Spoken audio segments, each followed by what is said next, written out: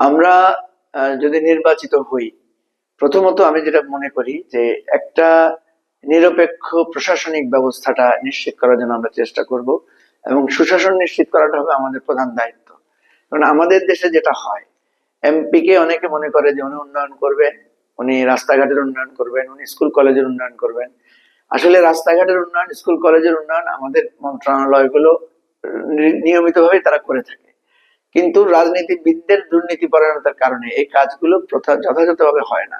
একটা রাস্তার কাজ 5 বছরের টিকার কথা, সেটা 1 বছরে নষ্ট হয়ে যায়। একটা স্কুলে যে বরাদ্দ আসে, সে বরাদ্দটা সঠিকভাবে পায় না, তার মধ্যে দুর্নীতি করে অনেক টাকা নয়ছয় হয়ে যায়। তো আমরা যেটা গুরুত্ব দিব সেটা হচ্ছে দুর্নীতি দূর করা, এবং এই যে বরাদ্দগুলো আসছে এগুলো প্রপারলি ইউটিলাইজ করার জন্য আমরা পাবলিককে অ্যাওয়ার করার চেষ্টা করব।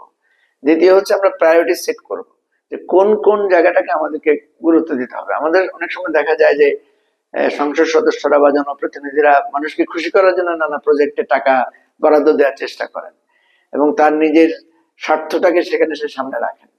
যে কোনো উন্নয়নমূলক কাজে নিজে কতটুকু পার্সেন্টেজ পাবেন সেটার ভিত্তিতে সে বিবেচনা করার চেষ্টা করেন। সেই জায়গা থেকে আমরা চেষ্টা করব যে সঠিক উন্নয়ন কার্যক্রমটা, রাষ্ট্রের যে বার্ষিক পরিকল্পনা আছে সেই পরিকল্পনাকে যাতে প্রায়োরিটি পায়, দুর্নীতি যাতে না হয়, প্রশাসন যাতে তার কর্তৃত্ব এবং সততার সাথে দায়িত্বটা পালন করতে পারে। আর সর্বোপরি আমরা আজকে যে রাজনৈতিক বিভেদটা আছে সেই বিভেদটা দূর করে সবাই মিলে রাষ্ট্রের কল্যাণের জন্য কাজ করার জন্য আমরা কিছুটা উদ্যোগ নেব, যেটা আমরা ইতিমধ্যে নিয়েছি। তো জাতীয় সংস্কার কমিশন বা জাতীয় ঐকমত্য কমিশনে যে প্র্যাকটিসটা আমরা করেছি সেটা আমরা বজায় রাখার জন্য চেষ্টা করব।